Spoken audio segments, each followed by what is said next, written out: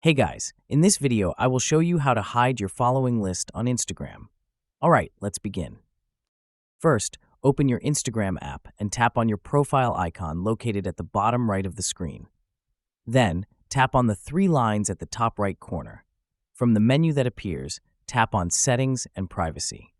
Now, scroll down and tap on Account Privacy. Here, simply enable Private Account. This will make your following list visible only to approved followers. If you want further privacy, go back to the Settings menu and scroll down to find Help. Tap on it, then tap on Report a Problem. Next, select Report Problem without shaking and tap Include and Continue. Now, type a message saying that you'd like the option to hide your following list from everyone, including your followers. Then tap Send to submit your feedback to Instagram.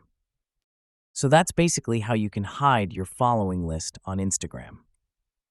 And that's it for this video. If you find this helpful, consider subscribing and giving this a big thumbs up.